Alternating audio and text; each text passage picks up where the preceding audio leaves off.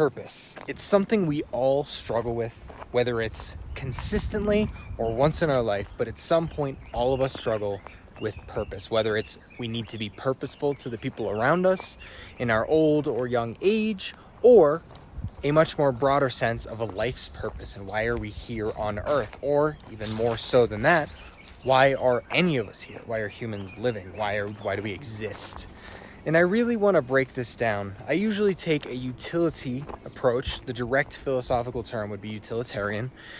But I want to break down the purpose question in hopefully a way that's going to resonate with you, and hopefully before I get rained on. When we're talking about purpose, I'm going down a mountain right now. When we're talking about purpose, I feel like the first thing that we should talk about is just the glasses. What the definition of purpose actually is. Purpose definition is the reason something was created or the reason it exists. Now, as humans, we all, whether it's directly or indirectly, feel this need to be helpful in some form or shape or way. Now, this helpfulness that we have is inherent, and it's something that we are just going to have to adhere to our entire lives, whether it's helping our family, helping the people we work with, even general people pleasing is born out of the deep-seated need to be helpful. Now, it comes from trauma and all that stuff, but I'm not going to touch on that.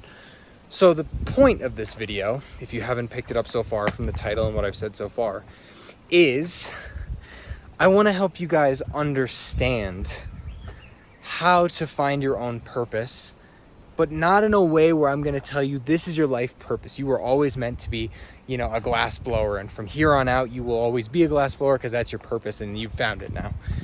I really want to simplify this whole equation for you because a lot of the people that I meet along the way in my life, I live in a rather spiritual area, but even corporate people that I've met are like, I'm going to this job, but I don't feel like it fulfills me. It doesn't give me a sense of purpose, So anyway, let's break this down a little bit more. The problem with purpose is, first of all, it implies some amount of universal creator or overseer of some kind.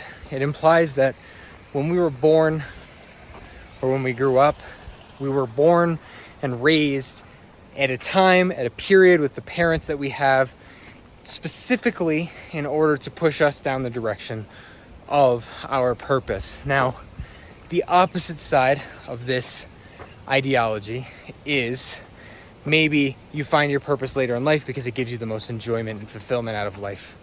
But either way, it implies that there's some reasoning for why we're here. I guess if you didn't believe that, though, you may or may not be watching this video. So let's talk about your purpose. Actually, let's talk generally about purpose for other people first. So this is my philosophy. I think all of us get to make certain choices, and other choices are already determined consequences of that previous choice. A good example that's very short term is if you are driving and you are late for work and you decide to skip a stoplight, you get pulled over or hit by a car, depending on the intensity of the situation. If you're talking in a more general sense, you decide to try out a new drug that's highly addictive, and next thing you know, a little bit down the road, you are now addicted to this particular drug.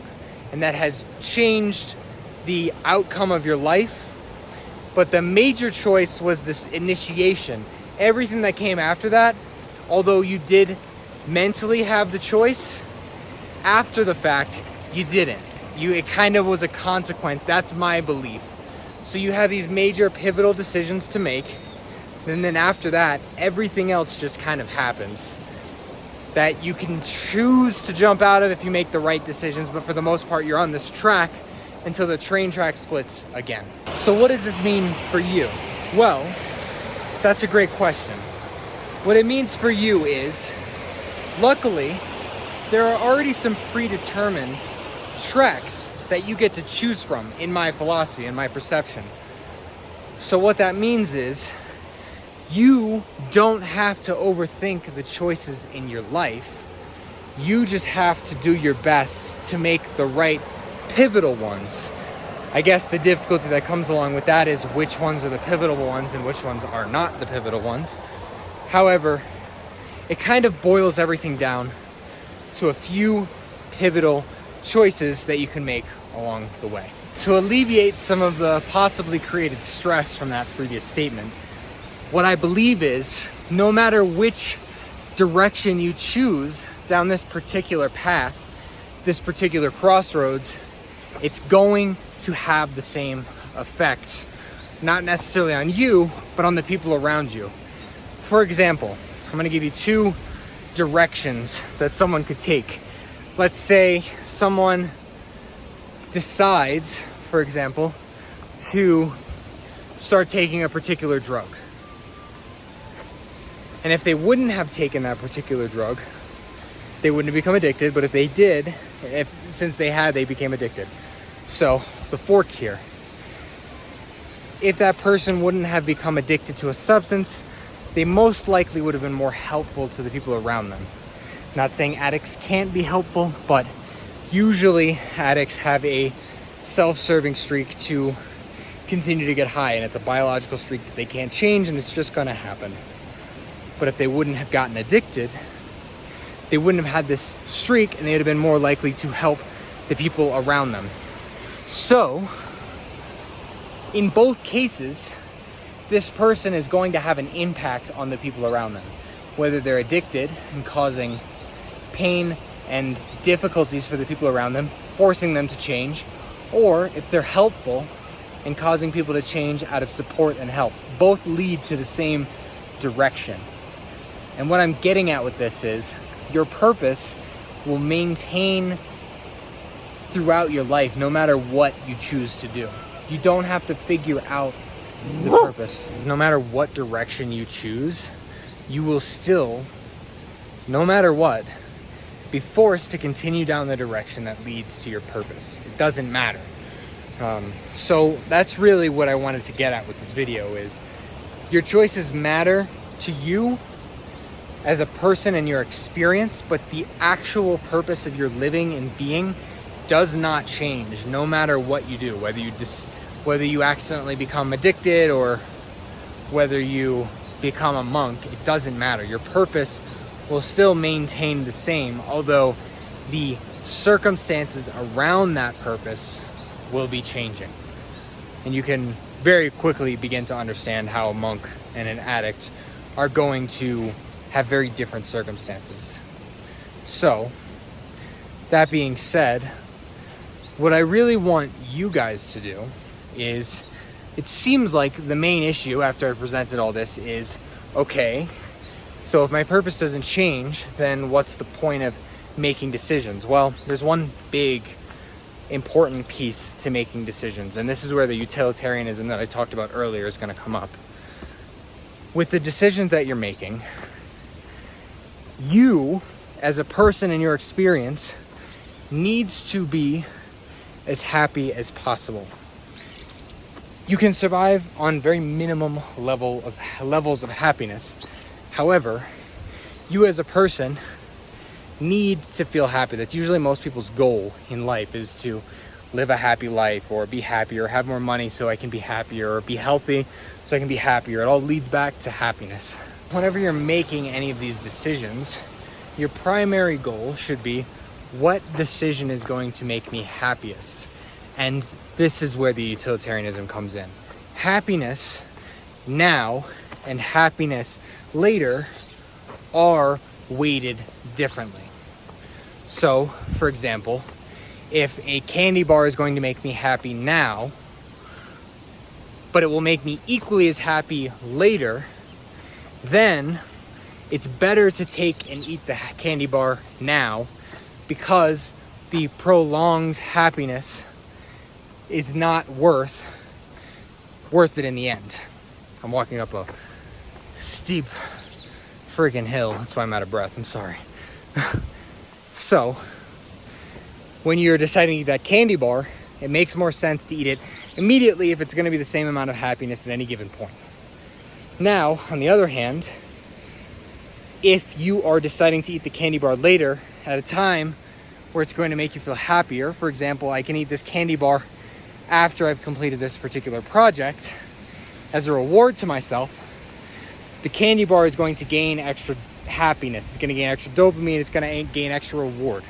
Now, since it's prolonged it better later, the candy bar is better to be waited for than it is to be taken in right now.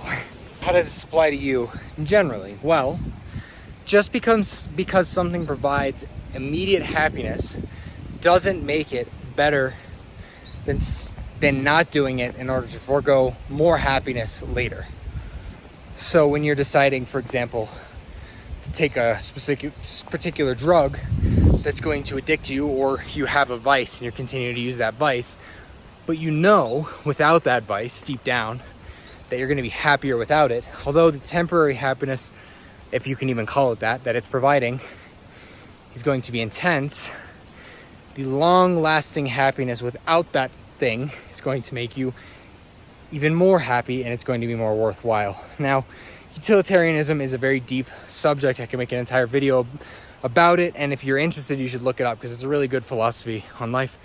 I'm going to sit down because I am still out of breath.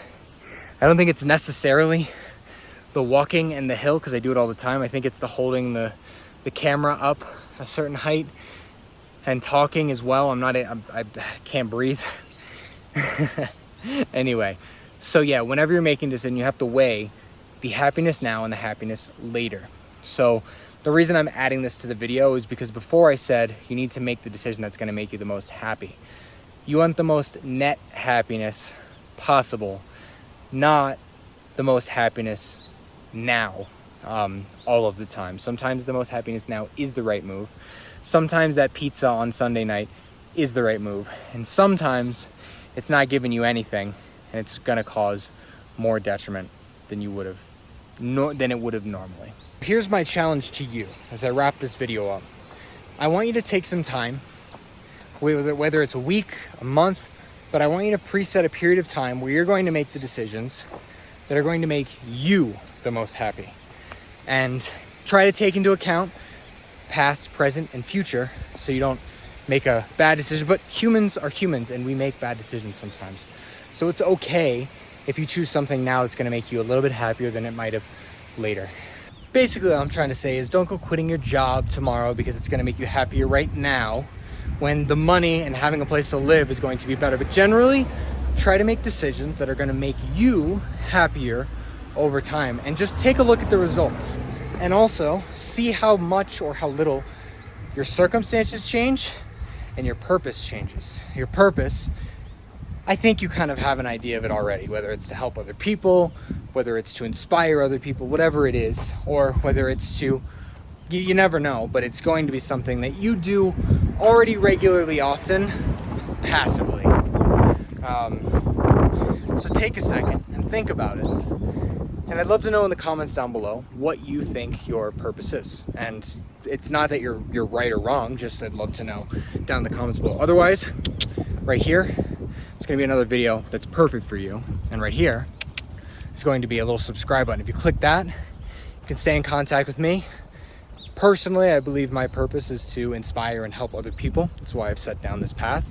So if you want to continue to be a part of that, click that button right there. And I'll see you soon.